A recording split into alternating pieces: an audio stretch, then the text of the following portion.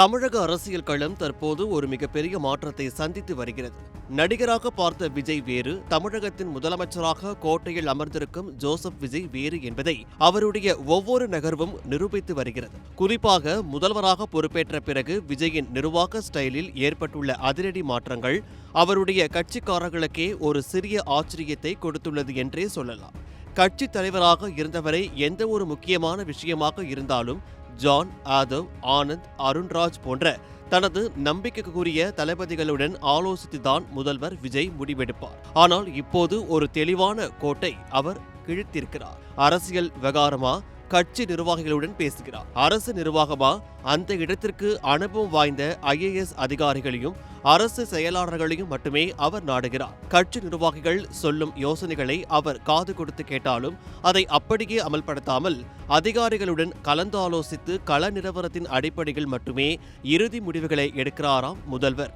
அது மட்டுமல்லாமல் தன்னுடைய அமைச்சரவையில் இருப்பவர்களுக்கு ஒரு மிகப்பெரிய செக் வைத்திருக்கிறார் விஜய். அமைச்சர்களாக பொறுப்பேற்றுள்ள தவேக நிர்வாகிகள் எப்படி செயல்படுகிறார்கள், கோப்புகளை எப்படி கையாளுகிறார்கள், பொதுமக்களிடம் அவர்களின் அணுகுமுறை எப்படி இருக்கிறது என்பதை உன்னிப்பாக கவனிக்க தனது தனி செயலாளர்களுக்கு அவர் உத்தரவிட்டுள்ளார். இது ஒரு கார்ப்பரேட் நிறுவனத்தில் ஊழியர்களின் செயல்பாட்டை கண்காணிக்கும் பெர்ஃபார்மன்ஸ் ரிப்போர்ட் ஸ்டைலில் இருப்பதாக கூறப்படுகிறது. அமைச்சர்களின் செயல்பாடுகளில் எந்தவித தோய்வோ அல்லது புகார்களோ வராத வண்ணம் இருக்கவே இந்த ரகசிய கண்காணிப்பு என்கிறார்கள் விவரம் அறிந்தவர்கள்.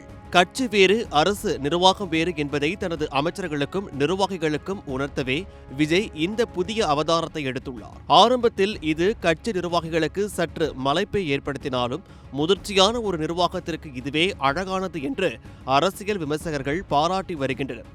அதிகார வர்க்கத்தின் அனுபவத்தையும் அமைச்சர்களின் உழைப்பையும் சரியாக ஒருங்கிணைத்து விஜய் முன்னெடுக்கும் இந்த புதிய டிராபிக் தமிழக அரசியலில் ஒரு பெரிய எதிர்பார்ப்பை ஏற்படுத்தியுள்ளது. முதல்வர் விஜயின் இந்த அதிரடி மாற்றத்தை நீங்கள் எப்படி பார்க்கிறீர்கள்?